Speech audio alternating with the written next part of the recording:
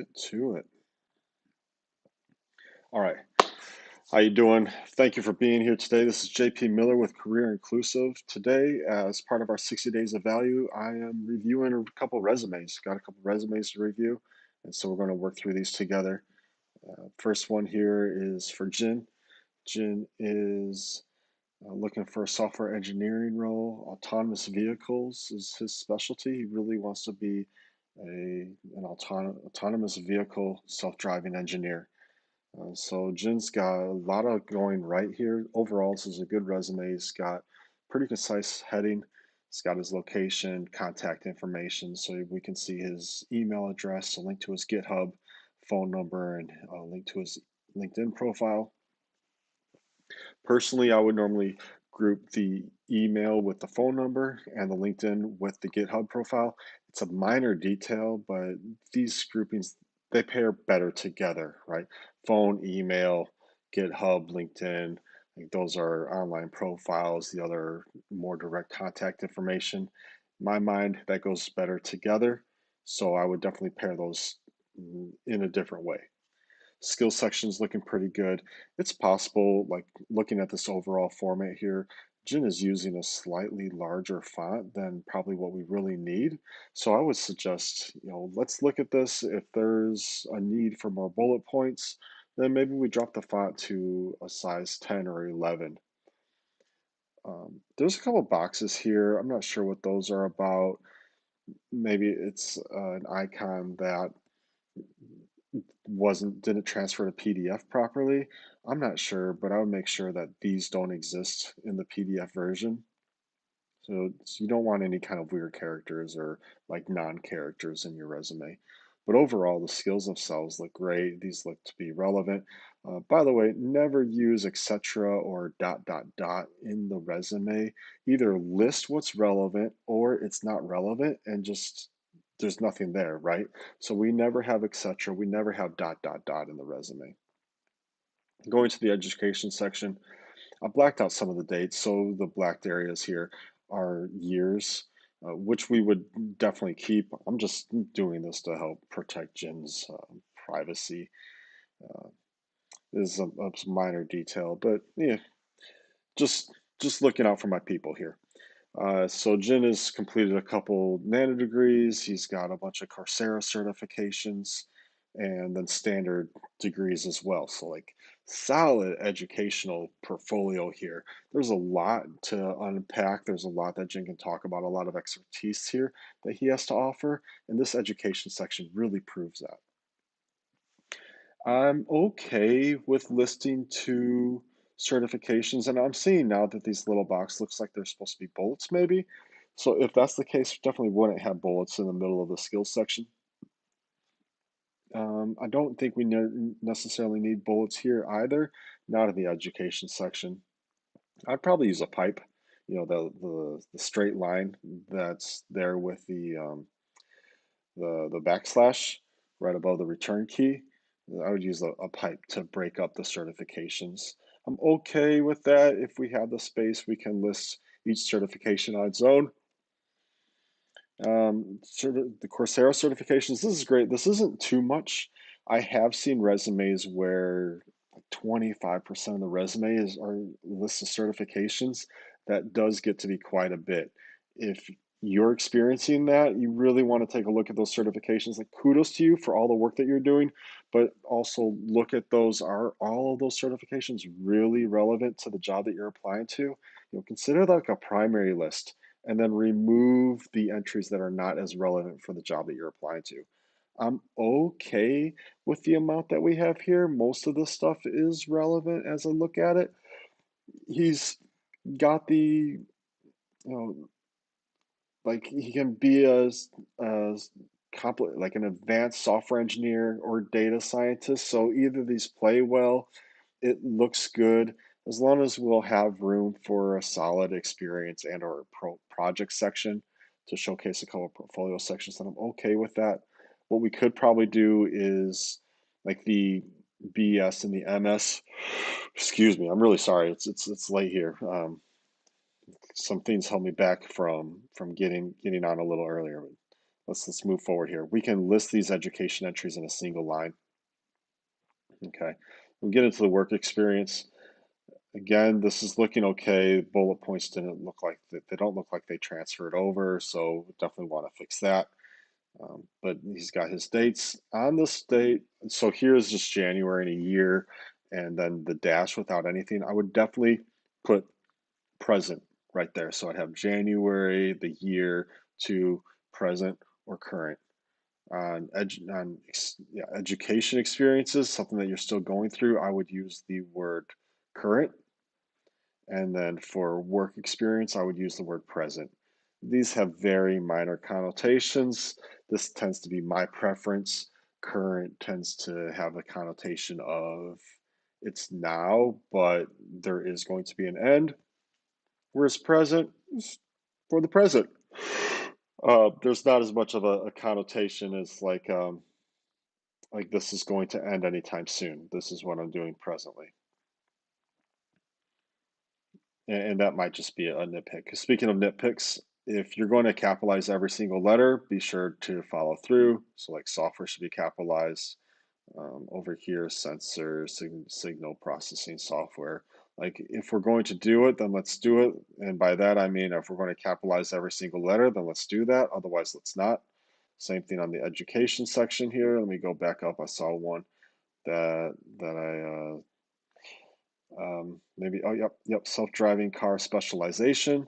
So if we're going to capitalize every letter, let's actually capitalize every letter. Be consistent. Consistency shows strong organizational skills.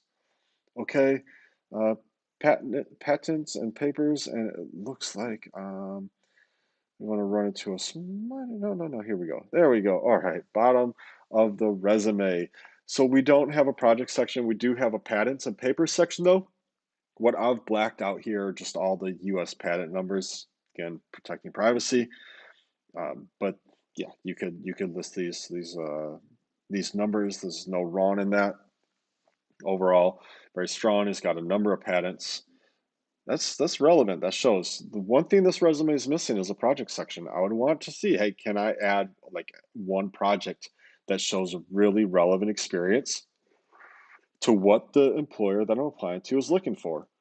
Where would I add that? Well, we probably have 2 or 3 lines left.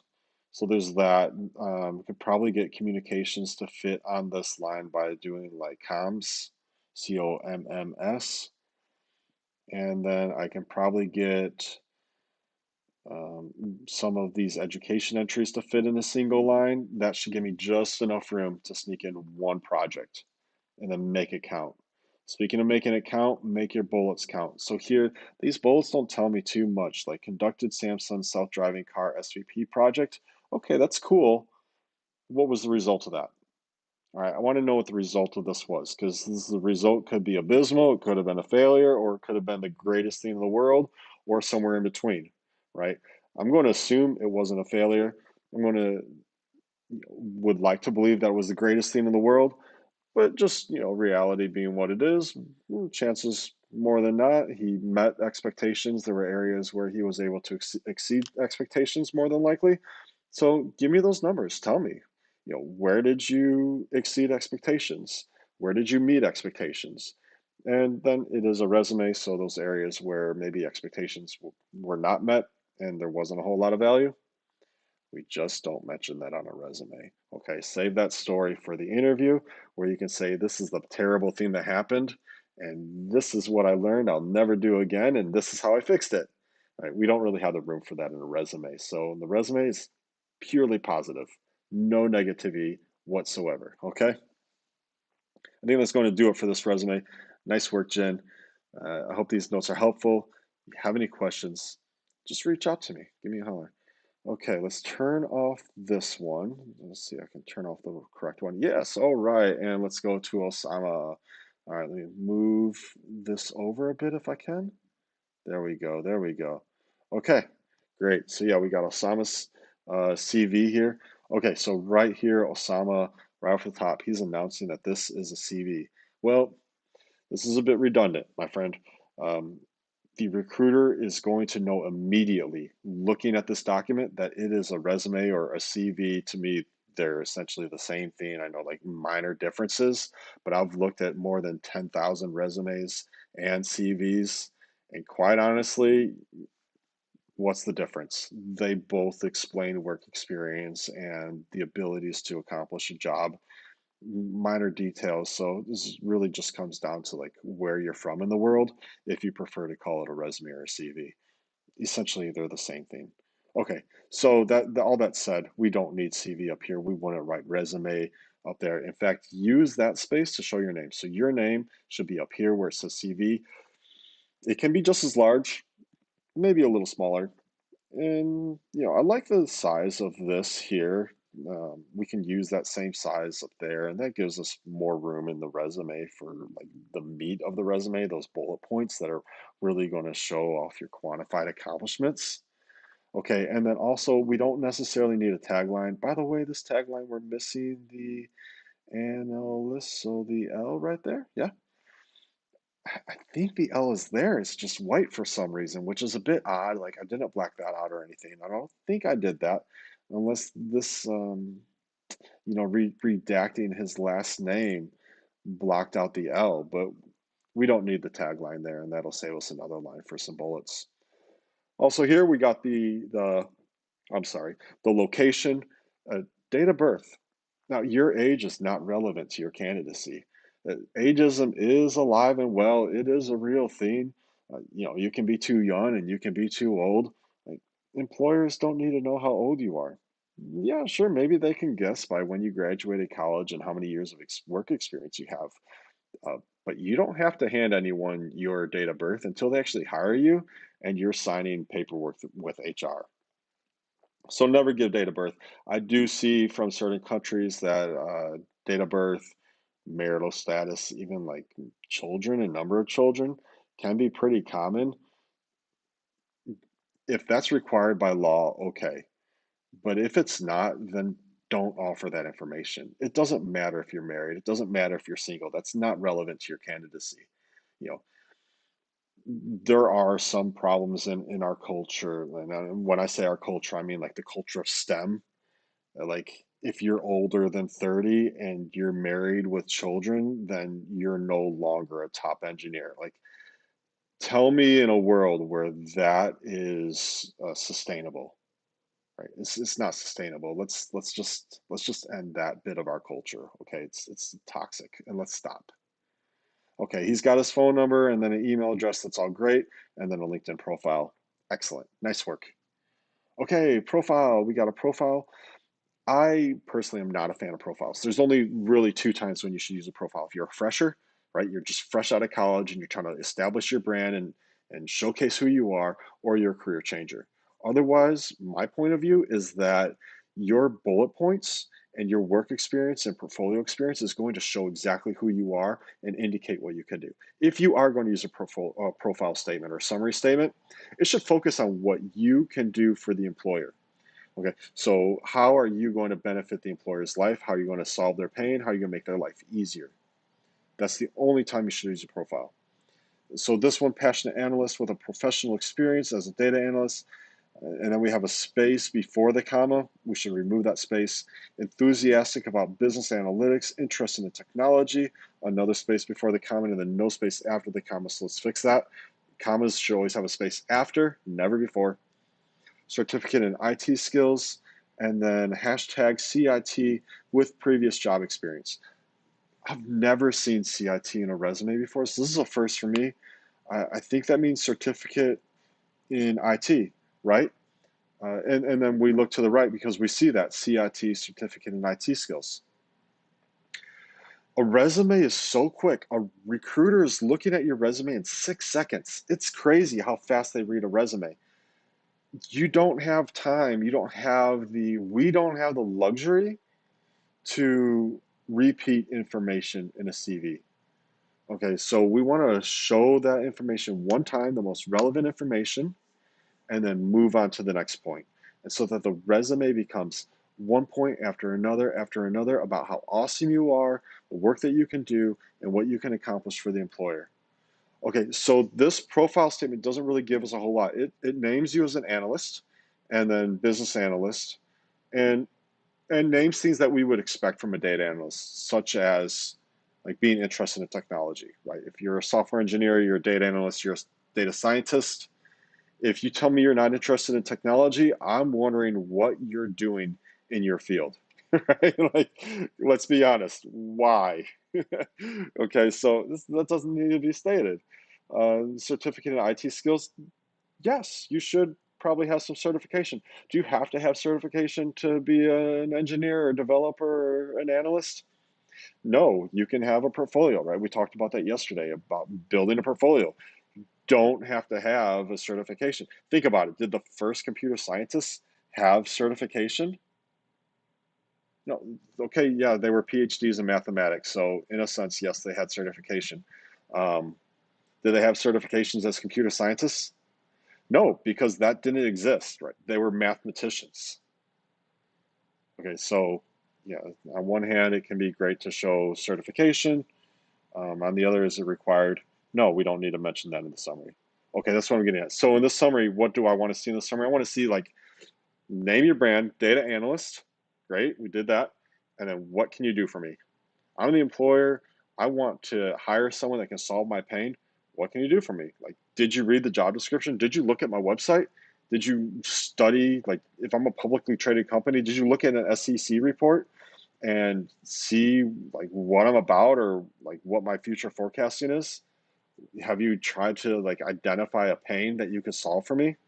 Okay, if you haven't done that and someone else has, going to look at that person first. And then if they don't work out, then maybe I'll come to you. So focus on how you can solve a pain.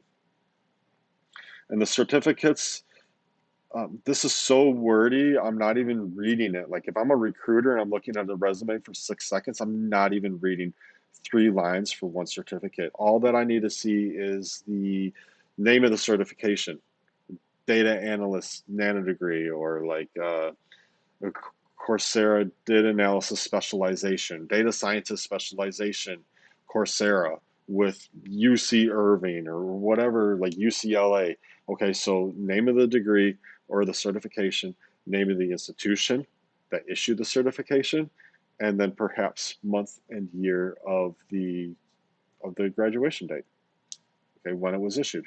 That's it, just those 3 pieces of information. And if it's really dated, then you don't necessarily need to add the date. Or if you're worried that the date is going to age you and like indicate that you're older than 40 or 50, you don't have to show the dates then. Right? Just give me the certification and the institution. Okay, moving forward here. Education section, we got our bachelor's, so we can shorten this down. I like to try to show my education entries in one line on a 2-column resume, 2 lines. So I would say B.S.is or BS Information Systems, and then university. Um, so some of your university names can get very long. We can just show the acronyms. So like UNV, PSBA. Okay. And if you're in Saudi Arabia, then you know what PSBA is. It's like a common it's a common acronym. This is a very popular university in Saudi Arabia. Okay, so or you say university or UNV, PSBA, that's totally legit. You can do that. And then for the date, someone's got the date there, so nice work there. His graduation month and year, that's perfect. And then the city. We don't necessarily need Saudi Arabia, assuming that you're applying to jobs in Saudi Arabia, then your Saudi Arabian recruiter is going to understand. They will probably have heard of, uh, I'm afraid to pronounce the city's name because I'm worried I'm going to mispronounce it, but Kaj, I apologize if that's incorrect. Um, or you can just show like Saudi Arabia. This is a minor detail, it can go either way. Okay, and then we've got the Udacity entry in here. Get rid of program. I know I'm personally, I hate to see program at the end of the nanodegree. I think it cheapens it. Like nanodegree is a copyrighted name. Yeah, of course, I come from the world of Udacity. I'm more familiar with it, but I do know that in Saudi Arabia, that MISC and Udacity have a very strong partnership. So there's a decent chance you could either brand this as MISC or Udacity or Udacity MISC if you're in Saudi Arabia, and your recruiter is definitely going to have heard about MISC if they haven't about Udacity. That will give some cred for you. So we could say business analytics nanodegree, comma, Udacity, or you could do the Udacity pipeline MISC, and then showing the date, and we'll be able to get that in 2 lines. Okay, so nice work there. Let's go over the courses. Don't like to create course sections because courses is a weak connotation, tends to indicate to recruiters that they can ignore the section. Okay, so rather than courses, we name it certifications, and then we only show what's relevant. Is digital marketing relevant? Like you can argue there's some crossover between digital marketing and data analytics, like there's marketing analytics. If you're into marketing analytics, that's what you want to do. Okay, then these things could last, they could stay. But if you're really looking for like a data analyst role and it's not at like a marketing firm and you don't really plan on doing a whole lot of campaigns, then we could probably remove that entry. Same with advanced Google Analytics, unless the job calls for that kind of experience, right? So like really we're just like cherry picking, so to speak, for every employer based on what their needs are, based on the job description. Internet of Things, I don't know if that's going to be relevant or not. There's a chance that for a number of employers we could remove that to save the space. Yeah, data science and machine learning is great to show. Definitely would show that. I would not show the weeks. I don't like personally. I don't like showing hours and weeks and like the time of the certification. I just want to show you that I got the certification, and if you have a link to like the certificate, you can hyperlink the name of the certification. I've seen where the URLs, like usually the long, crazy strings, right? And they're all printed out. It's not necessary. Just hyperlink like digital marketing certification. Just hyperlink that so it's clickable as a PDF. Machine learning is misspelled. We broke the L in learning on the wrong side. So let's be sure we fix that. And man, typos are going to kill your resume. Typos are going to kill your engagement. You got to be sure this is 100% on. Like use Grammarly. I'm not an affiliate with them, at least not at this point in time. I'm not getting any like kudos from them. They're not giving me any money. I'm just saying like go use Grammarly. Sign up for Grammarly and use it. It's got a plugin with your browser. Grammarly is awesome. It'll save you typos. It'll help you with your grammar. It'll help you somewhat with workflow even. So Grammarly is really great, especially for my friends out there where English is a second language. I know English is one of the hardest languages in the world to learn, and yet it's for some dumb luck, it became like the most popular language in the world, right there with Mandarin, which is also a very difficult language to learn. And so here we have complicated languages that like almost everyone needs to learn, one or the other or both. And it can be challenging. I empathize with that. So use Grammarly. It will help you. If you have a friend that is a native English speaker, ask them to help you with your resume and be sure that like every word is perfect. You know, it will help. It will help engagement. Okay. Professional experience. I would like to see more bullet points. I want to see quantified accomplishments here. I want to work to show entries in 2 lines at the most, if possible. I know sometimes it can be challenging, especially if employers have a long name. Um, but yeah, it can be really helpful just to show some more bullets. I want to see at least 2 to 4 bullets for each entry, and I want to see quantified accomplishments. And then I want to see a project section that's very similar. So like I would really slim down that certification section, right, to only be as relevant as possible. And actually I put certifications down, and above certifications I'd have a project section. And I want that project section to show relevant projects, relevant skills in action, right? So that you're showing your data analysis skills and your business and analytics skills in action.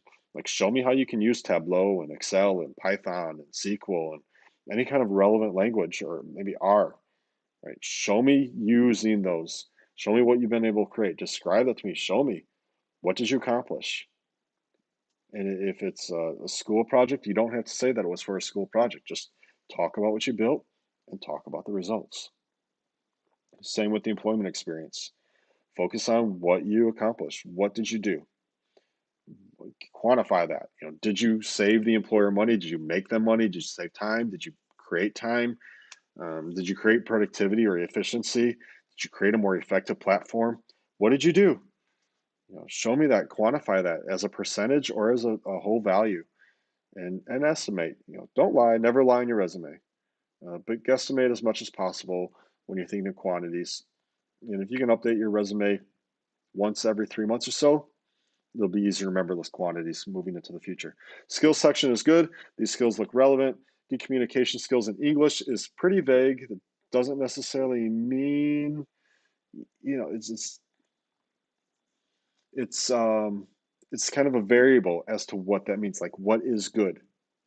If you have a TOEFL score, right, TOEFL, TOEFL score, then that's like quantifiable, right? This is my score, X amount out of Y amount. I can understand that very easily. Like, or you could say business proficiency or a conversational proficiency or fluency. That means something. Good, like that in this case, that you're good. What does good mean? Is good enough? I don't know. So if we can use more concrete language, I would suggest like business proficiency. If you have business proficiency, at least state that. Conversational would be like a step lower, in my opinion. Expert or fluency is like premium. That's what you want, right? And then the skills, we can list these in commas. So like data analysis, comma, SQL, comma, Tableau. So you fit more in the space. And then maybe we could even add like Excel, Python, we already got Tableau, R, whatever they're looking for, Git, even like whatever kind of skills. I'm sorry, excuse me. Any kind of skills that the employer is looking for. Okay, that's going to do it for me. I hope this is helpful to you. If you have any questions, hit me up in the comments. I'll check the comments. I'll answer those. If you have questions about your resume, you want me to take a look at your resume and do this, I'm happy to do that. I do this for free, so I'm not always able to return a resume in like very quick time. Obviously, if someone's paying me to do a resume review, I turn that around as fast as possible. These were both free that I do in exchange for posting videos online. I'm happy to do that. Turnaround time can be a little bit slower sometimes, however. So, mileage may vary, right? I hope that you found a lot of value in this. Thank you, Jin. Thank you, Osama, for sharing your resumes with us so that we can review these. If you all have questions specifically, you know how to reach me. Please reach out. I'd be more than happy to, clarify anything if you have any questions. Okay, it's been a great night. I'm going to get some shut eye. Have a good night, and we'll see you tomorrow for day 5 of 60 Days of Value.